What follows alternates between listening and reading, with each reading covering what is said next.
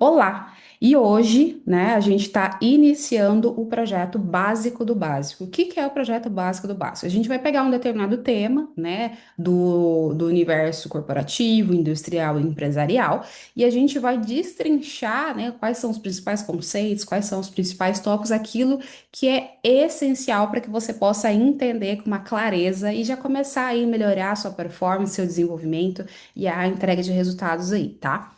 E hoje a gente vai falar, no básico do básico de hoje, a gente vai falar sobre gestão de projetos. Então, especificamente gestão de projetos industriais. Então, vamos lá para minha tela. Eu vou compartilhar a tela, vou passar alguns conceitos e a gente vai conversando em cima desses principais conceitos e principais pontos ali que a gente vai trabalhar hoje. Deixa eu abrir aqui, só um minuto. Vamos lá. Um básico do básico de hoje. Gestão de projetos.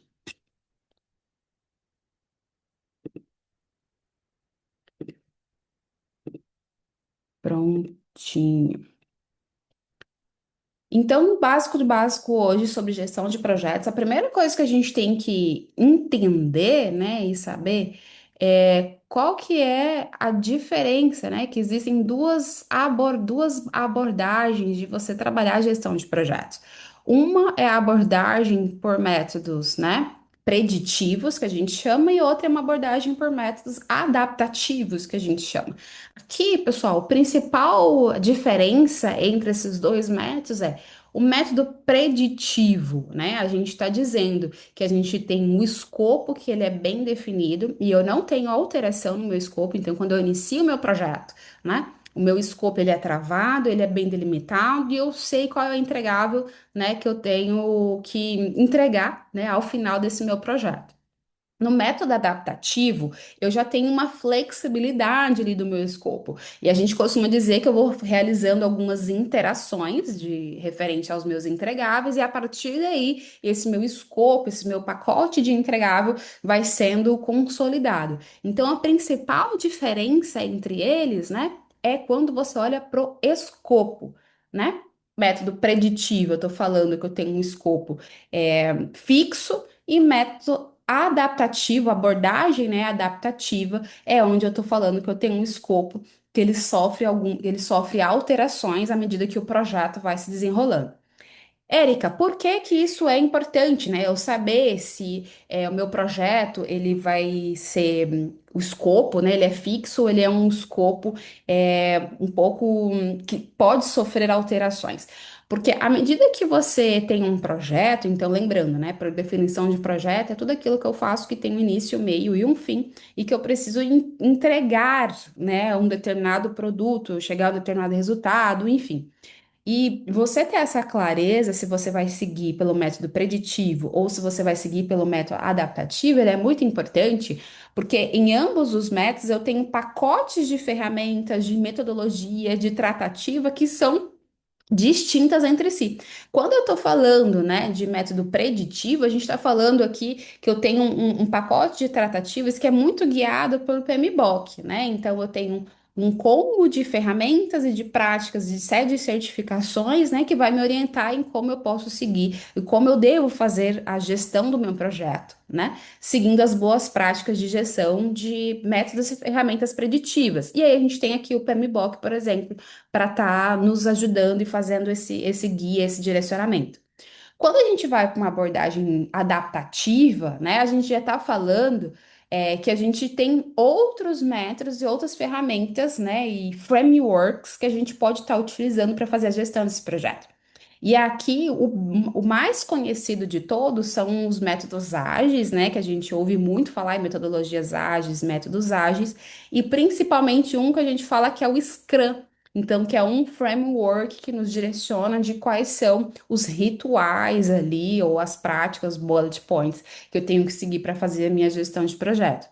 E aí, então, pessoal, a primeira coisa que você tem que fazer quando você vai fazer a gestão de um projeto industrial, né, é você olhar sobre esse prisma, né? O meu escopo, ele é definido ou não é definido? né? O meu tempo, ele é fixo? Eu tenho um tempo fixo para poder realizar aquele projeto? Ou ele é um tempo variável, né?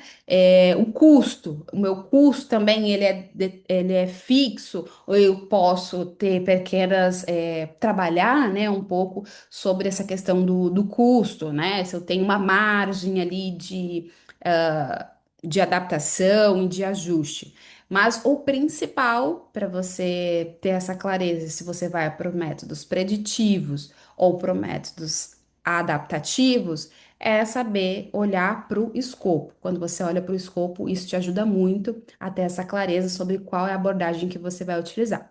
E aqui eu posso fazer uma analogia, né? Eu vou até interromper aqui para olhar melhor para vocês, a gente pode até fazer uma analogia aqui de uma construção de uma casa, por exemplo. Quando eu estou falando que eu vou construir uma casa e eu sei exatamente como é essa casa, quanto eu tenho que gastar nessa casa, qual é as etapas, né, o passo a passo de finalização e desenvolvimento dessa casa, por exemplo, eu estou falando que eu tenho que adotar abordagens preditivas, onde eu tenho um início, meio e fim muito bem delimitado e eu tenho um escopo muito bem delimitado também. Agora, vamos supor que eu estou falando de uma startup que vai desenvolver determinado produto que eu não sei exatamente como vai ser esse produto, eu ainda não entendi exatamente qual é o valor que eu tenho que entregar, né? Então, eu vou precisar de uma interação maior com o meu cliente, eu vou precisar de uns testes de uma realização de mais testes, né? Para que eu consiga ter essa clareza ou a agregação de valor melhor referente a esse projeto. Então, aí eu vou com uma abordagem mais adaptativa. Então, lembrando, se eu vou aqui para essa abordagem preditiva, que eu tenho um início, meio e fim muito bem determinado, e eu tenho esse pacote de entregáveis bem determinado, eu posso me guiar, por exemplo, ali pelo PMBOK, tá? Agora, se eu estou indo para uma abordagem adaptativa, eu já estou falando de metodologias ágeis, eu já estou já falando de um framework, já estou falando de Lean, aí eu já estou falando aqui também, né, de Scrum. Então, que são abordagens diferentes, que têm pacote de ferramentas diferentes e que tem maneira de se gerenciar projetos completamente distintos. Agora, no contexto geral, né, quando eu falo dentro de um contexto de industrial, né, se eu estou falando que eu vou fazer uma modernização, um retrofit, aquisição de equipamento, instalação, enfim, em geral, né, em geral eu vou utilizar abordagens preditivas, porque eu tenho muito claro ali o que é que precisa ser entregue e quais são as etapas que devem ser seguidas, tá? Então, em geral, num contexto, né, industrial, eu costumo ter um escopo muito bem definido do que precisa ser entregue, então, costuma ser um pacote de entregáveis bem quadradinho ali.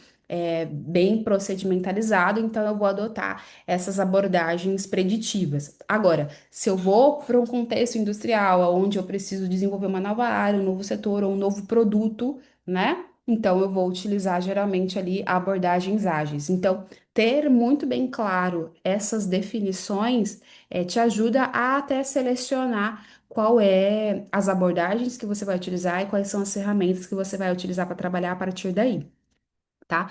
Agora vamos explorar um pouco mais. Então, agora que a gente já entendeu a diferença, a principal diferença, né, entre métodos adaptativos e preditivos, a gente ainda vai explorar um pouquinho mais aqui aquilo que a gente fala que é de gestão ágil e gestão tradicional.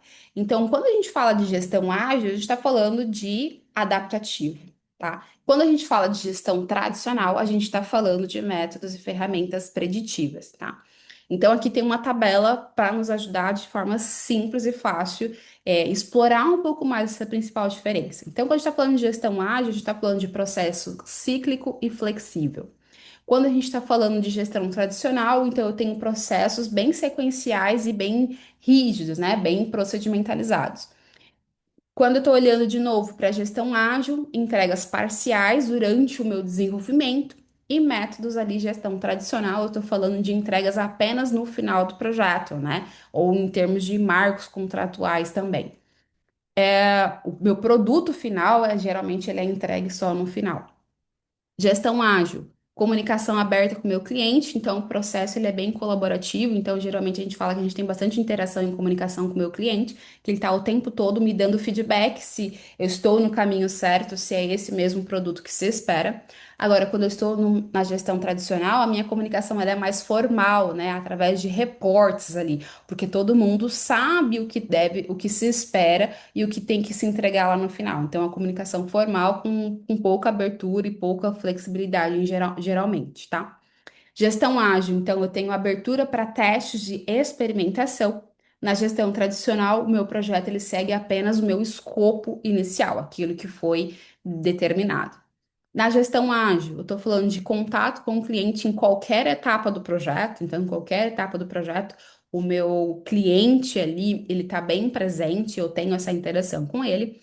Aqui, na gestão tradicional, né, o contato ele é limitado com o meu cliente. Então, geralmente, eu tenho momentos formais de passar esse reporte fazer esse cheque, né, com o meu cliente. Na gestão ágil, eu estou falando que os riscos eles podem ser então atualizados durante o projeto e a responsabilidade ela é bem coletiva, então eu compartilho essa responsabilidade tanto com o meu cliente quanto com as pessoas, com os outros stakeholders ali envolvidos no meu projeto. E na gestão tradicional, eu estou falando que resposta para todos os riscos eles são programadas no planejamento, né, pelo gerente do projeto. Então, geralmente a maneira com que eu analiso e eu trato esses riscos são diferentes. Na gestão ágil, geralmente, é uma coisa mais coletiva, colaborativa, e na gestão tradicional, geralmente, tem uma figura ali, um sistema de gerenciamento de risco que é mais focado ou no gerente de projeto ou no responsável por fazer essa gestão de riscos ali. Gestão ágil geralmente são prazos menores, então eu faço pequenas entregas ao longo do meu grande projeto, e na gestão tradicional, geralmente eu tenho prazos maiores para fazer a grande entrega, né? Ou até mesmo para fazer a finalização do meu projeto.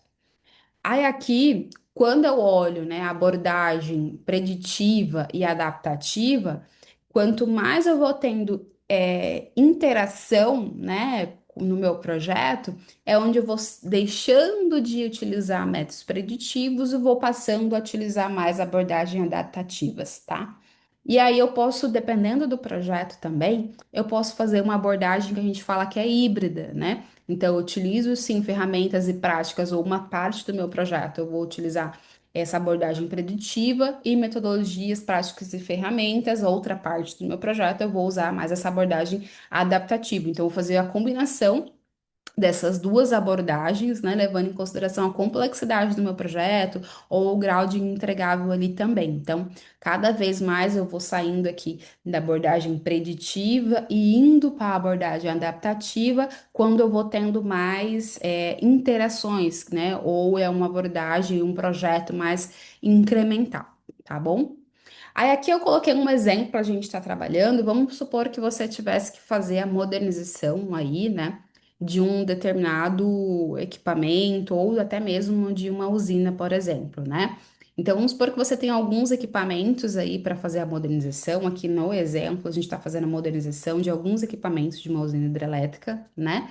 Que é RVH, que a gente chama, regulador de velocidade hidráulico, regulador de velocidade digital. SDSC, que a gente chama, Sistema Digital de Supervisão e Controle do meu equipamento, e Sistema de Proteção e Oscilografia, né? Então, aqui de uma usina hidrelétrica. Vamos supor que você tivesse que fazer, então, essa modernização desses equipamentos, dessa usina, tá? Porque esses equipamentos chegaram no fim de vida útil deles.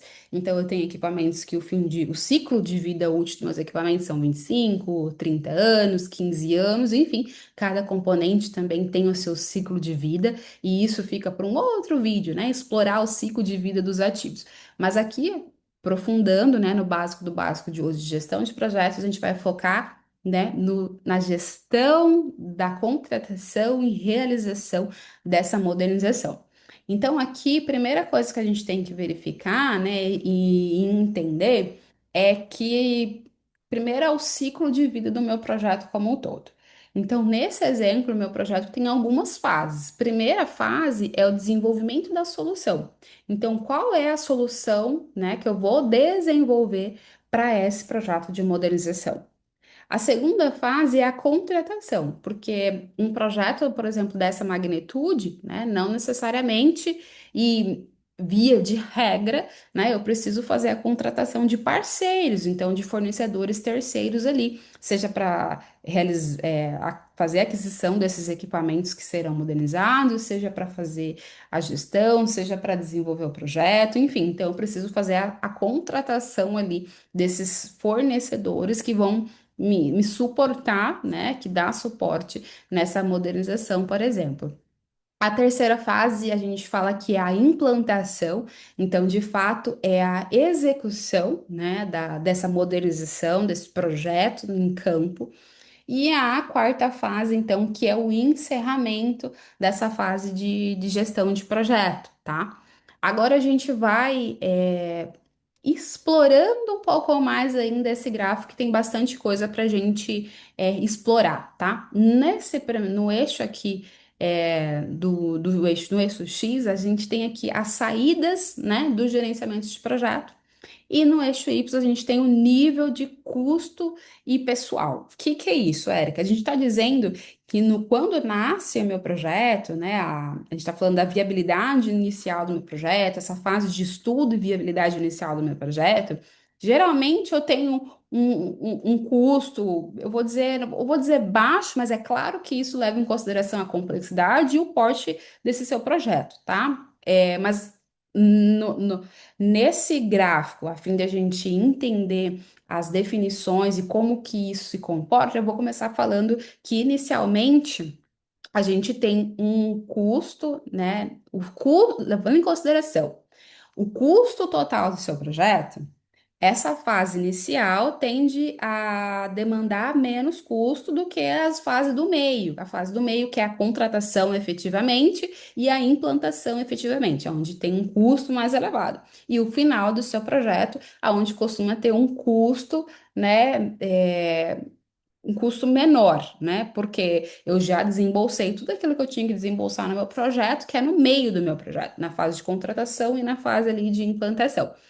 E quando eu olho também as pessoas envolvidas, ou melhor, o fluxo de pessoas envolvidas no meu projeto, eu costumo ter mais pessoas envolvidas na minha fase de projeto, também na fase do meio, que é a fase de contratação e a fase de implantação, onde eu costumo ter um volume maior de pessoas envolvidas, né? Nas pontas, que é a viabilidade do projeto, o início do desenvolvimento da solução e o encerramento do meu projeto, né? É onde eu costumo ter, em geral, menos pessoas envolvidas nesse fluxo do meu projeto.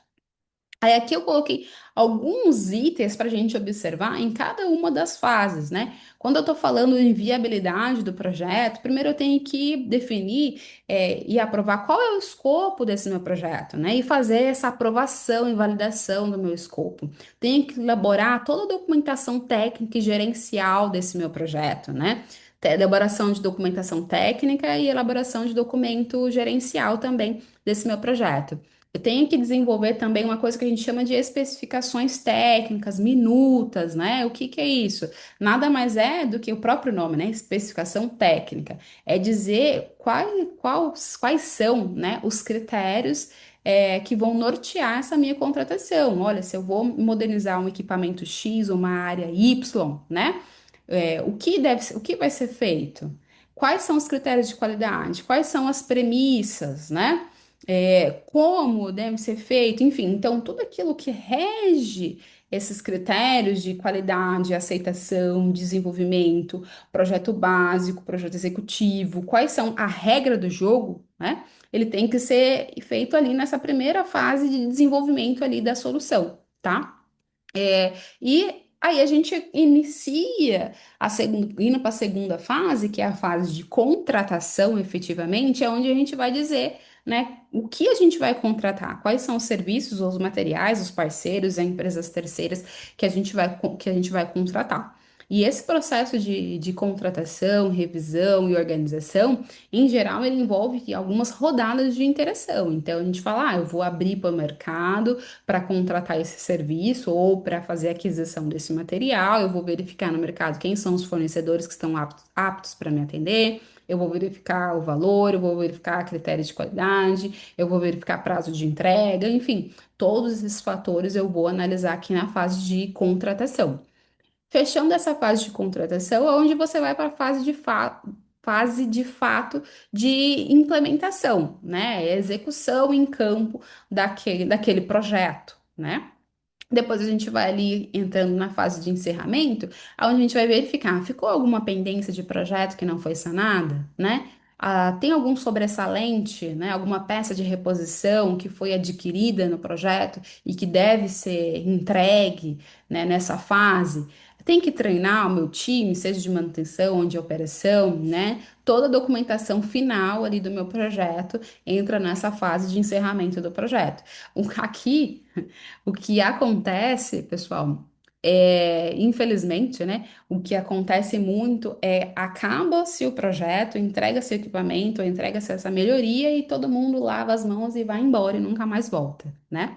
E aí toda a documentação do projeto acaba ficando perdido, e aí quando a gente precisa fazer manutenção, algum ajuste, fazer alguma consulta, ou até mesmo acionar alguma questão de garantia, alguma coisa nesse sentido de projeto, né? Que foi executado ali a gente não tem mais acesso porque esses registros, essa documentação, ou seja, o meu projeto, ele não foi finalizado, ele foi abandonado. Então, acontece, infelizmente, muito isso. Então, você ter esse controle e esse panorama geral de quais são as fases que envolvem o seu projeto. O que você tem que olhar em cada uma dessas fases, ela é muito importante. E uma coisa também que vale a pena a gente ressaltar aqui é que aqui a gente está olhando um panorama geral do ciclo de vida de um projeto, né, levando em consideração todas essas fases, né, e um panorama bem geral. Só que, em geral, o que acontece é que são várias pessoas envolvidas, né, nesse ciclo de vida do meu projeto, mas deve ter e tem que ter, né, uma pessoa focal ali, seja quando eu estou falando de métodos preditivos, eu estou falando de um gerente de projeto, ou quando eu estou falando em abordagem preditiva, eu estou falando de product owner, né, ou responsável por aquele projeto, ou o líder daquele projeto, ou o Scrum, né, ou o Scrum Master ali daquele projeto, né? Então, sempre é importante eu ter uma pessoa que está olhando para o projeto todo, para todas as etapas desse ciclo de vida do meu projeto e quais são os entregáveis de cada um desses blocos, né, do ciclo de vida do meu projeto, para que nenhuma parte, né, fique mal gerenciada e até mesmo nenhuma parte deixe escapar um item que é muito importante para entregar para a próxima etapa. Porque se eu tenho um item que ele é muito importante no meu projeto, e ele não é bem feito, bem realizado, quem vai sofrer as consequências é o projeto como um todo e principalmente a próxima etapa que se segue do projeto. Até aqui, tranquilo? Vão comentando aqui para mim se ficou alguma dúvida, tá?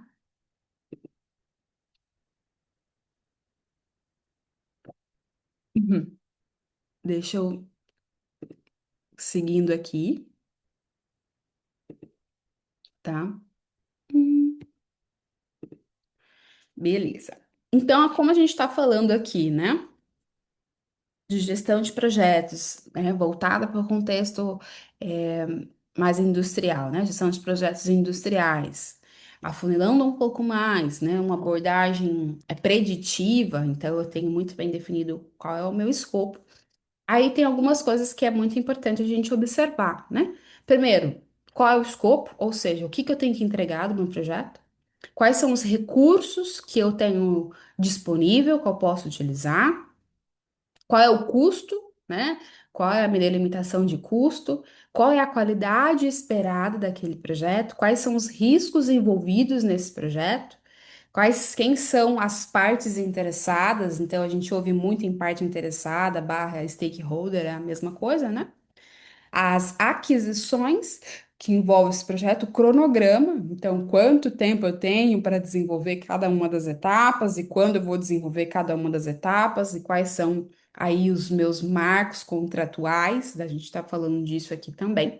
Comunicação, como que eu vou me comunicar, quais são os canais, o que eu vou comunicar e como eu vou comunicar, em quanto tempo eu vou comunicar e por que eu devo comunicar e quem eu vou comunicar. Então, comunicação, gestão de projetos ela é muito importante. E aí, aqui, envolvendo tudo isso, a gente está falando de integração. E aqui eu faço um parênteses muito importante, porque, pessoal, se você que está me assistindo agora já gerenciou um projeto, você sabe que a comunicação é um fator decisor para a qualidade desse seu projeto. E como dá trabalho? Porque a gente está falando de pessoas, a gente está falando de várias áreas, né? E a comunicação não é aquilo que você fala, é aquilo que o outro entendeu. E existem inúmeras situações e fatores que acontecem no dia a dia, né, quando a gente está falando de gestão de projeto, que acaba gerando ruído nas comunicações entre as pessoas. E às vezes esse ruído acaba tocando em ego, acaba tocando em diferentes visões, acaba tocando em conflito, acaba tocando em diversos interesses, né? Que faz com que a comunicação seja um fator em muitos projetos negligenciado. Mas quando você vai olhar nos conflitos que acontecem, como que isso desenrola, o quanto tempo se perde, enfim, a gente vai chegar aqui na causa raiz. Foi uma falha de comunicação. Então, aqui eu faço esse disclaimer para que você, quando estiver fazendo a gestão do seu projeto, não negligencie essa parte, né? Que é a comunicação.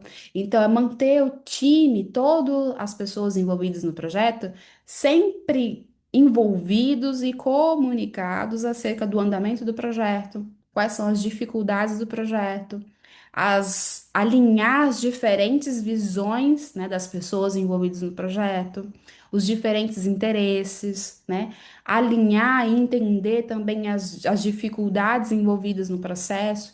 Então, tudo isso é muito importante. Porque se você não tiver uma boa comunicação, se você não investir tempo em fazer uma gestão de comunicação das partes interessadas do seu projeto, isso vai acarretar em atraso no seu projeto, isso vai acarretar em má qualidade dos entregáveis, isso vai acarretar em conflitos gerenciais, isso vai acarretar em aumento de custo, né? Isso vai acarretar em situações de risco, aumento do seu risco ou insegurança também de projeto.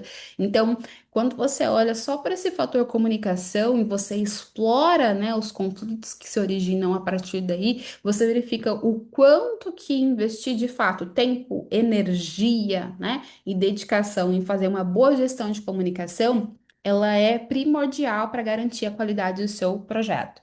E se você já gerenciou um projeto, você sabe exatamente do que eu estou falando, né? Então aqui fica esse reforço da importância de se investir em comunicação, em uma excelente gestão de comunicação do seu projeto, tá?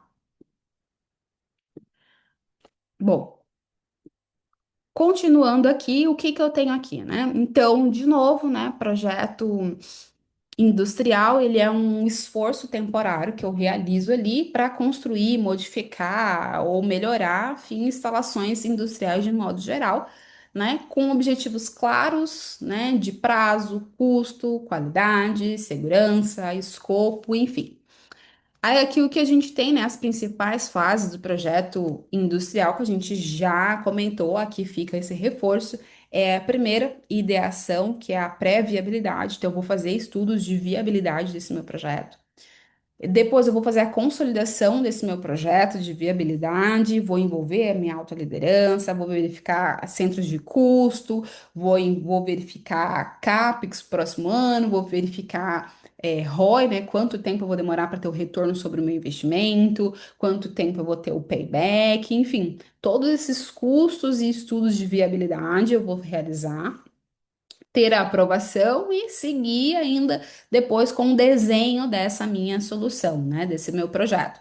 Depois eu vou entrar para essa fase de projeto de engenharia que a gente fala, né? Projeto de engenharia, projeto básico, projeto executivo, né?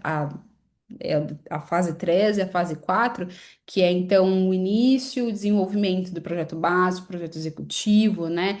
A fase de suprimentos, então todos os recursos, fabricação, desenvolvimento, tudo entra também dentro dessa fase. Depois eu tenho a construção e a montagem, por exemplo, e o comissionamento desse meu projeto, startup, operação assistida e, por fim, ali o encerramento do meu projeto. Então, aqui seria um passo a passo, né, das fases de um projeto industrial básico. E aqui a gente tem algumas ferramentas e boas práticas que a gente utiliza. Para a gente fazer ali essa minha gestão e análise de cronograma, eu posso utilizar, por exemplo, a MS Project, que é bem utilizado e difundido, né? Mas nada, ai, Érica, na empresa onde eu trabalho, eu não sei mexer com MS Project. Primeiro que é fácil, mas mesmo assim, se você não tiver a licença, nem aquela licença básica, enfim. Você pode fazer a gestão do seu projeto aí também, o cronograma no Excel. Resolve e atende super bem. Claro que se for um projeto com uma complexidade maior, que vai demorar anos para ser desenvolvido, é inevitável que se você tiver um MS Project, você consegue fazer e utilizar muito mais ferramentas, né? Desde adequar a mão de obra, até já verificar também a distribuição da equipe, verificar qual é o seu caminho crítico do seu projeto, enfim. Mas você está falando de um projeto básico, você trabalha numa empresa que não tem esse recurso, não é o fim do mundo, também você consegue também fazer a gestão do seu projeto, cronograma ali no Excel também. Estrutura analítica de projeto, a gente está falando de uma EAP, que é onde você verifica, né, quais são, então, os pacotes, né, do seu projeto, né, essa estrutura de entregáveis, os principais marcos ali do seu projeto.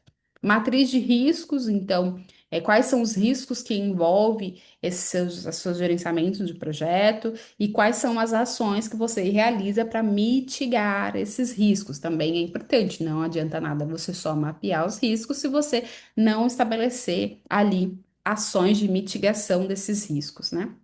Uma coisa que a gente chama também de curva S, na verdade, é você verificar, né, o avanço físico desse seu projeto versus o financeiro, que é, ou seja, o quanto você já desembolsou, já gastou, né, com aquele seu projeto. Aí a gente lembra lá daquele gráfico que a gente olhou no começo, desse básico do básico, gestão de projetos industriais de hoje, que é, em geral, o maior custo vinculado aos seus projetos industriais vai estar no meio ali, né, do seu projeto, na fase de contratação e execução, propriamente dito, de execução e contratação, desculpa, e execução em campo, né, do seu projeto. Então, essa curva S, ela faz essa correlação do avanço físico com o financeiro. Então, espera-se, né, que esteja alinhado aquilo que você já desembolsou com aquilo que, de fato, você já executou.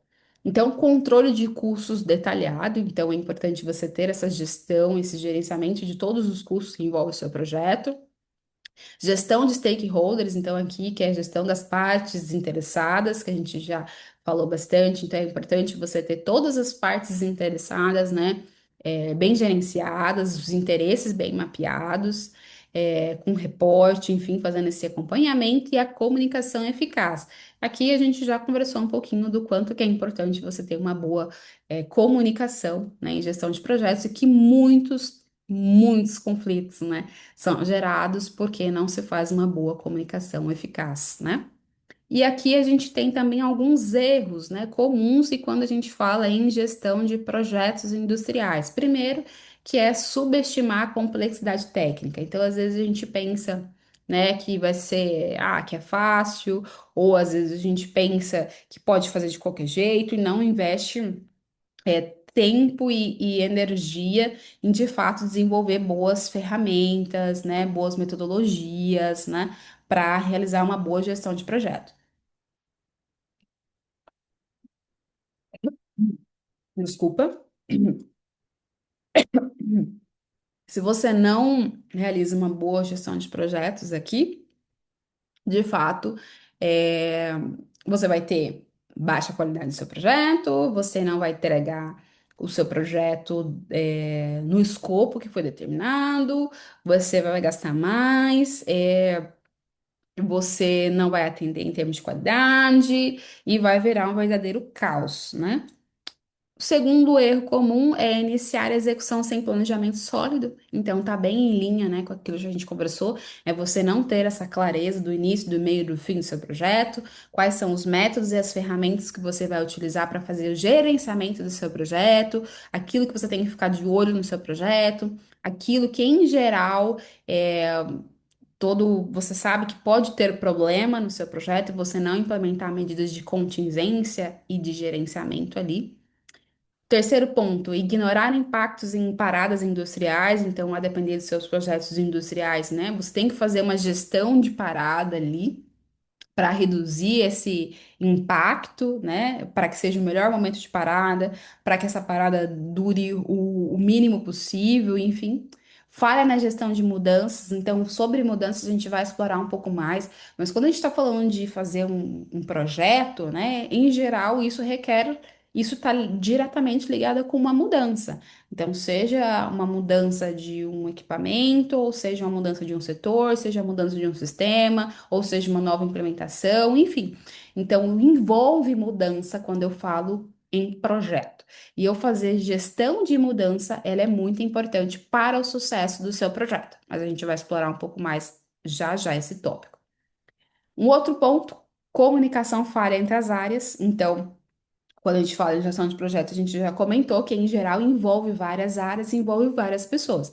E investir em uma boa comunicação é essencial para o sucesso do meu projeto. Então, comunicação em geral é bem negligenciado em muitos projetos que acaba acarretando em inúmeros problemas. Então, esse é um erro muito comum, negligenciar a minha comunicação, tá? E por último, que eu citei aqui, falta de registro técnico para rastreabilidade, que é você não registrar bem esse seu projeto. E eu nem vou dizer, inclusive, registrar bem todo o projeto, é todo o projeto básico, projeto executivo, ter toda a documentação do seu projeto. Eu nem vou citar isso, que a gente já comentou um pouco sobre isso. Eu vou comentar, inclusive, essa falta de registro técnico, eu vou entrar um pouco mais sobre lições aprendidas de outros projetos.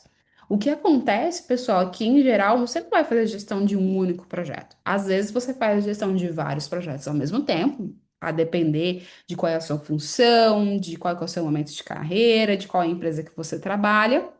Essa é uma situação.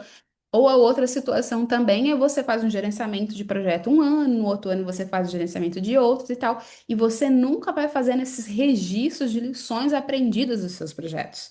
Então, sempre, em geral, né, os projetos, o que dá problema em projeto não costuma variar muito. Né, de um projeto para outro. Então, ali é comunicação, é alguma coisa de custo, é alguma coisa de escopo, é alguma coisa de qualidade. Então, a depender do seu ramo, a depender do seu nível de maturidade, seu e da empresa e do fornecedor que está envolvido, tem algumas coisas que, com o passar do tempo, você já vai ficando meio que calejado.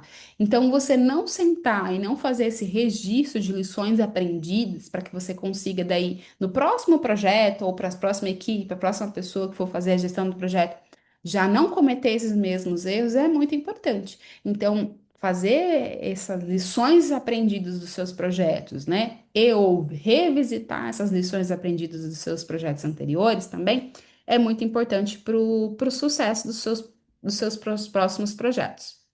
Aqui eu trouxe esse gráfico, né? Esse slide que eu acho sensacional, que ele fala para a gente sobre a importância, tá, da gestão da mudança. Então, o que que a gente tem aqui, ó? Quando eu tenho, né? Quando eu alinho alguns fatores e quais são o resultado, né? Quando eu alinho esses fatores e quando eu não alinho esses fatores.